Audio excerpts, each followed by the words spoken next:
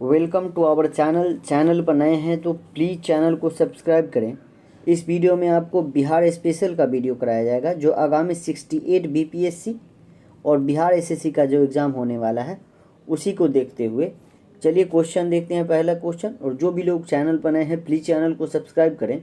पहला क्वेश्चन दिया हुआ कि बिंबिसार ने ब्रह्मदत्त को पराजित करके कौन सा राज्य जीता था। किसके बारे में है? बिंबिसार के बारे में। और यहाँ पे राज्य दिया है अवंती, कौशल, वज्जी और अंग। दिया हुआ है कि बिंबिसार जो है किसको, ब्रह्मदत्त को पराजित करके अंग को जीता था। किसको बाबू? अंग। अगर अंग का बात करेगा तो अंग की राजधानी जो थी वो चंपा थी। क्या थी? चंपा। राइट आंसर हो जाएगा। बिंबिसार का बात आया है तो बिंबिसार जो था मगध पर शासन करने वाला पहला शासक था। और ये जो था संस्थापक था किस वंश का बाबू? तो हड़यक वंश का संस्थापक जो था वो बिंबिसार ही था। ठीक है, अगला क्वेश्चन देखते हैं। अगला क्वेश्चन दिया हुआ है कि हड़यक वंश के किस शासक द्वारा अस्थायी सेना रखी गई थी जिसके कारण उसे सेनीय भी कहा जाता था। तो हड़यक वंश का संस्थापक आपको बता दिए हैं बिंबिसार। अब बोल रहा है कि उसमें किस शासक की एक अस्थायी सेना रखा था जिसके कारण उसे सेनीय भी कहा जाता था। तो याद रखिएगा वो बिंबिसार ही रखा था। कौन? बिंबिसार। राइट आंसर ऑप्शन ही हो जाएगा। अगला क्वेश्चन दिया है कि मगध सम्राट अजातशत्रु के राज्य विस्तार नीति का उल्लेख किस जैन ग्रंथ में मिला हुआ है। किसके बारे में बात कर रहा है? मगध सम्राट था अजातशत्रु, और बोल रहा है कि उसके राज्य जो विस्तार करता था उसकी नीति का उल्लेख जैन ग्रंथ जो है किसमें दिया गया है? तो याद रखिएगा दिया गया है बाबू निर्यावली सूत्र में। किसमें? निर्यावली सूत्र। राइट आंसर कौन सा हो जाएगा? ऑप्शन सी। मगध सम्राट पर जो दूसरा शासक था वो अजातशत्रु ही था। और ये जो था हड़यक वंश के संस्थापक बिंबिसार का लड़का था। जो हड़यक वंश के संस्थापक बिंबिसार थे उनकी ये हत्या कर दिए थे। उनका लड़का था और ये अपने बाप का हत्या कर दिया था, इसलिए इसे पितृहंता भी कहा जाता है अजातशत्रु को। ठीक है, अगला क्वेश्चन देखते हैं। अगला क्वेश्चन कर रहा है कि बिहार में बड़े पैमाने पर उत्खनन कार्य करने वाले पुरातत्वविद थे कौन थे? यानी बिहार में बड़े पैमाने पर उत्खनन कार्य करने वाले को क्या कहा जाता था? पुरातत्वविद्ता कहा जाता था। बोल रहा है कि कौन थे इनके बारे में बोल रहा है। तो याद रखिए कौन था? कनिंघम। राइट आंसर कौन सा हो जाएगा? Cunningham. Option B is right answer. अगला क्वेश्चन है कि ज्ञान प्राप्ति के बाद महावीर ने अपना प्रथम उपदेश कहाँ दिया था। किन के बारे में बात कर रहा है? तो महावीर के बारे में बात कर रहा है। तो याद रखिएगा राजगीर में पहला। कहाँ पे? Rajgir. Right answer option D. अगला क्वेश्चन है कि प्रथम जैन संगीत का आयोजन कहाँ किया गया था। प्रथम जैन संगीत का बारे में बात कर रहा है। तो प्रथम जैन संगीत बाबू पाटलिपुत्रा में किया गया था। कहाँ पे? पाटलिपुत्रा में प्रथम जैन संगीत का आयोजन किया गया था। आप लोग कमेंट बॉक्स में बताइएगा कि द्वितीय जैन संगीत जो हुआ था वो कहाँ पे किया गया था। ठीक है, और किसकी अध्यक्षता में। अगला क्वेश्चन दिया है कि स्वामी सहजानंद की गिरफ्तारी के बाद बिहार किसान आंदोलन का नेतृत्व किसने किया था। बिहार में किसान आंदोलन का नेतृत्व कर रहे थे स्वामी सहजानंद सरस्वती। बोल रहा है कि उनकी गिरफ्तारी के बाद ही आंदोलन कौन चला रहा था। तो याद रखिएगा कार्यानंद शर्मा के द्वारा। किनके द्वारा?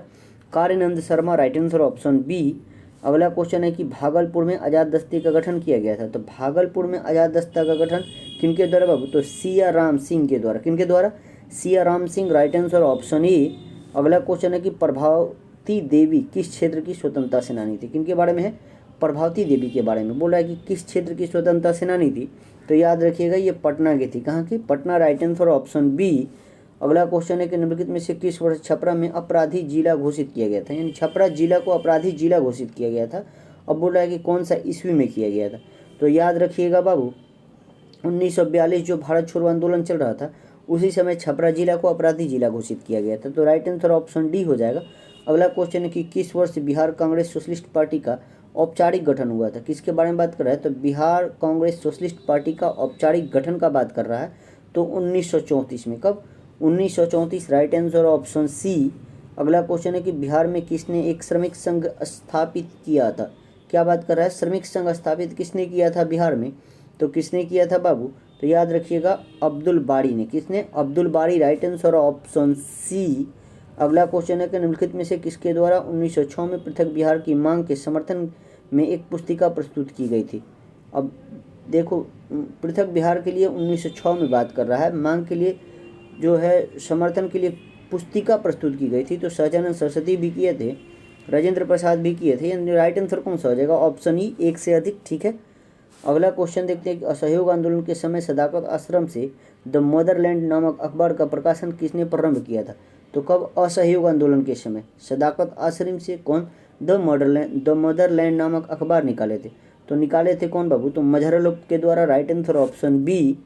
अगला क्वेश्चन है कि महात्मा गांधी ने चंपारण सत्याग्रह के कारण बिहार के तत्कालीन उपराज्यपाल एडवर्ड अल्बर्ट गेट की ने किसकी अध्यक्षता में एक जांच समिति गठन किया था? तो याद रखिएगा जो चंपारण सत्याग्रह चला था 1917 में, और बोल रहा है कि उन्हीं के जांच के लिए अल्बर्ट गेट ने किसकी अध्यक्षता में एक जांच समिति गठित किया था? तो याद रखिएगा बाबू वो FG सलाई की अध्यक्षता में। राइट आंसर कौन सा हो जाएगा? Option C. अगला क्वेश्चन है कि 80 स्तंभ वाले मौर्यकालीन सभागार या राजमहल का अवशेष कहाँ से प्राप्त हुआ है? मौर्यकाल का बात कर रहा है और 80 स्तंभ वाले का बात कर रहा है, तो याद रखिएगा ये कुम्हरार से। कहाँ से? कुम्हरार। राइट आंसर कौन सा हो जाएगा? Option A. अगला क्वेश्चन है कि किस शासक ने श्रीलंका के राजा मेघवर्मन ने गया में एक बौद्ध मठ स्थापित करने की अनुमति मांगी थी? यानी किस शासक से श्रीलंका का जो राजा था मेघवर्धन, वो गया में एक मठ स्थापित करना चाहता था लेकिन अनुमति मांगा था? कौन सा शासक था? तो याद रखिएगा शासक जो था वो समुद्रगुप्त था। कौन था बाबू? Samudragupta. Right answer option C. अगला क्वेश्चन है कि शुंग वंश के पतन के बाद मगध पर किस वंश का स्थापित हुआ था? तो शुंग वंश के बाद बाबू मगध पर किस वंश का? तो याद रखिएगा हो जाएगा आपको यहाँ पे कन्नौ वंश का। किसका बाबू? कन्नौ वंश। राइट आंसर कौन सा हो जाएगा? Option B. अगला क्वेश्चन देखते हैं। अगला क्वेश्चन है कि बोध गया में महाबोधि मंदिर की स्थापना हुई थी। तो बोध गया में महाबोधि मंदिर की स्थापना हुई थी, तो यहाँ पे बोल रहा है कि किस काल में हुआ था? तो याद रखिएगा वो काल था बाबू आपको गुप्त काल में। राइट आंसर कौन सा हो जाएगा? Option C. अगला क्वेश्चन है कि हर्षवर्धन की मृत्यु के बाद बिहार में कुछ क्षेत्र में कुछ समय के लिए तिब्बत का संप्रभुता स्थापित हो गया था, जिसका अंत किया था। यानी हर्षवर्धन का जब मृत्यु हुआ तो बिहार में कुछ समय के लिए जो था वो तिब्बती लोग आ गए थे, ठीक है, स्थापित हुआ था। लेकिन उसका अंत किसने किया था बाबू? तो वो आदित्य सेन ने किया था। कौन? Aditya Sen. Right answer option C. अगला क्वेश्चन है कांग्रेस के तीसरे अधिवेशन में बिहार के कितने प्रतिनिधियों ने भाग लिया था? तीसरा अधिवेशन में बोल रहा है कि बिहार के कितने प्रतिनिधियों ने भाग लिया था? थोड़ा टॉप क्वेश्चन है, तो याद रखिएगा 2 प्रतिनिधि थे। कितने? 2 प्रतिनिधि। राइट आंसर कौन सा हो जाएगा? Option A. और वो 2 प्रतिनिधि कौन कौन थे ये आप लोग कमेंट बॉक्स में बताएंगे, ठीक है। चलिए अगला क्वेश्चन देखते हैं कि दानापुर के किस रेजिमेंट सैनिक टुकड़ियों ने 25 जुलाई 1857 को कंपनी के विरुद्ध विद्रोह किया था? यानी जो दानापुर में जो रेजिमेंट था वो बोल रहा है कि सैनिकों की टुकड़ी कौन सी थी और जो 1857 का विद्रोह किया था? तो याद रखिएगा कौन सी थी बाबू? यहाँ पे दिया है 7वीं, 8वीं, 40वीं और 38वीं, और उपयुक्त में से कोई नहीं। तो जो दानापुर रेजिमेंट था बाबू इसमें से कोई नहीं होगा, ठीक है। राइट आंसर कौन सा हो जाएगा? Option E. अगला क्वेश्चन दिया कि बिहार में वहाबी नेताओं का आजीवन कारावास की सजा निम्न में से किसे मिली थी? यानी जो वहाबी नेता था उसमें आजीवन कारावास की सजा इसमें से किसको मिला था?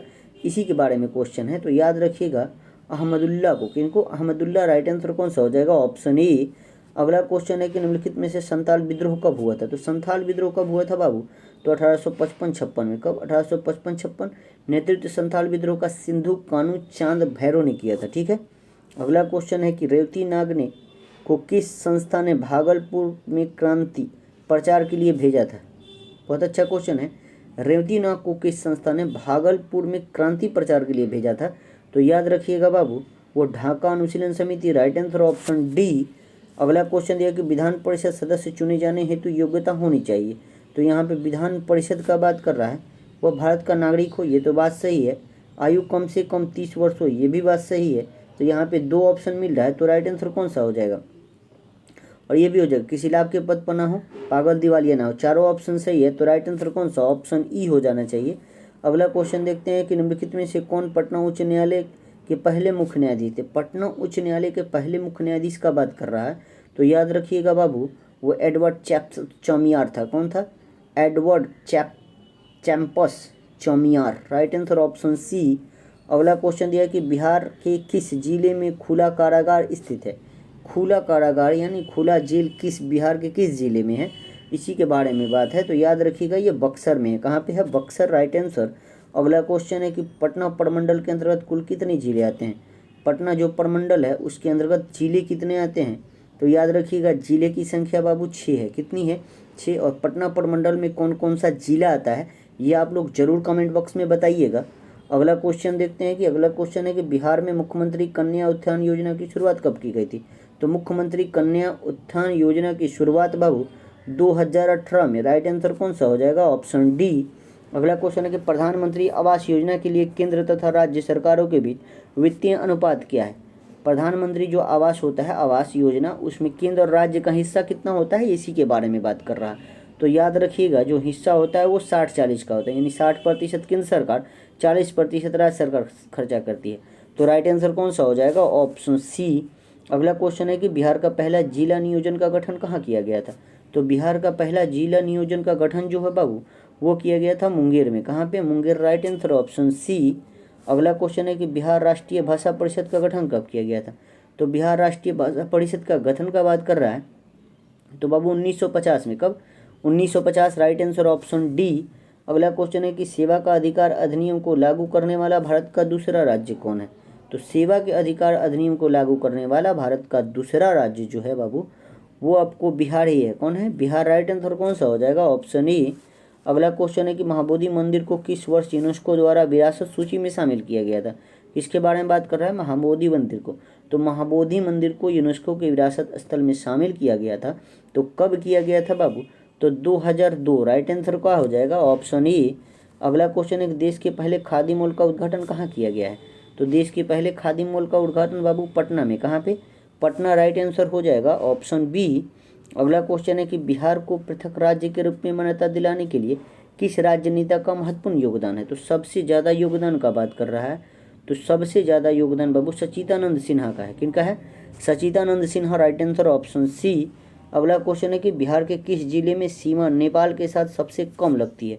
कौन सा जिला जो है नेपाल के साथ सबसे कम सीमा बनाती है, इसी के बारे में क्वेश्चन है। तो याद रखिएगा इसमें चंपारण, पूर्वी चंपारण ज़्यादा है, सीतामढ़ी, अररिया, सुपौल जो है सबसे कम सीमा बनाती है इस ऑप्शन के हिसाब से। अगला क्वेश्चन देखते हैं कि निम्नलिखित में से कौन सी नदी उत्तरी गंगा के मैदान में नहीं गुजरती है। यहाँ नदी पूछ रहा है, बोला कि उत्तर गंगा का जो मैदान से नहीं गुजरती है, इसमें से नदी पूछ रहा है। यहाँ पे दिया हुआ है बागमती, कोसी, गंडक और पुनपुन। बोल रहा है कौन नहीं गुजरती है, तो कौन सा नहीं गुजरेगा बाबू, तो यहाँ पे बागमती, कोसी और गंडक तो गुजरता है। पुनपुन जो है ये दक्षिण गंगा की नदी है। ठीक है, दक्षिण बिहार की नदी है। अगला क्वेश्चन देखते हैं कि बिहार में सर्वाधिक मात्रा में मक्का का उत्पादन कहाँ होता है। तो याद रखिएगा बिहार में सर्वाधिक जो मक्का होता है वो उत्तरी बिहार में होगा। कहाँ पे, उत्तरी Bihar. Right answer option C. अगला क्वेश्चन है कि मंजूषा कला शैली का संबंध किस भौगोलिक क्षेत्र से है। तो मंजूषा कला शैली का संबंध जो है बाबू वो अंग क्षेत्र है। अंग क्षेत्र यानी चंपा। अंग की राजधानी जो था वो चंपा था और उस समय मंजूषा कला शैली का संबंध उसी क्षेत्र से था। ठीक है, अंग से। अगला क्वेश्चन है कि लोकनायक जयप्रकाश नारायण द्वारा संपूर्ण क्रांति का आहन कब किया गया था। तो संपूर्ण क्रांति का आहन लोक किनके द्वारा, जयप्रकाश नारायण के द्वारा कब किया गया था बाबू, तो 5 जून 1974 को। कब, 5 जून 1974। Right answer option C. अगला क्वेश्चन है कि ज्ञानपीठ पुरस्कार प्राप्त करने वाले पहले बिहारी कौन है। तो पहले बिहारी का बात कर रहा है जो ज्ञानपीठ पुरस्कार मिला है, तो बाबू रामधारी सिंह दिनकर हो जाएंगे। राइट आंसर कौन सा, ऑप्शन बी। अगला क्वेश्चन दिया हुआ है कि त्रिवेणी नहर किस नदी पर स्थित है। तो जो त्रिवेणी नहर है बाबू वो किस नदी पर है, इसके बारे में क्वेश्चन है। तो बाबू गंडक पे है। किस पे, गंडक। राइट आंसर कौन सा हो जाएगा, ऑप्शन सी।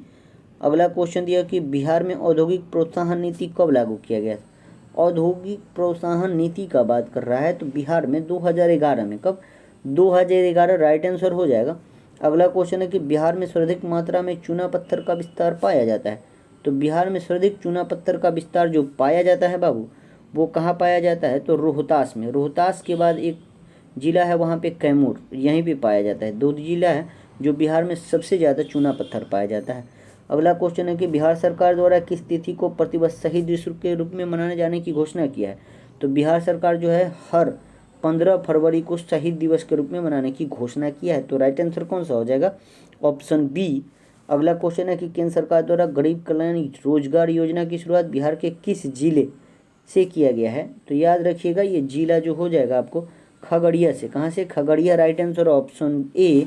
अगला क्वेश्चन है कि 2011 की जनगणना के अनुसार बिहार में सर्वाधिक बाल लिंगानुपात वाला जिला कौन सा है। तो सर्वाधिक बाल लिंगानुपात वाला जिला जो था है वो किशनगंज है। कौन सा है बाबू, किशनगंज। राइट आंसर कौन सा हो जाएगा, ऑप्शन बी। आज का अंतिम क्वेश्चन जो है कि मैथिली भाषा को किस राज्य सरकार द्वारा द्वितीय भाषा का दर्जा दिया गया है। तो मैथिली भाषा को बाबू वो झारखंड के द्वारा। राइट आंसर कौन सा हो जाएगा, ऑप्शन बी। आज के लिए इतने ही। कल आपको मिलते हैं हम नए वीडियो पर। जय हिंद, जय भारत।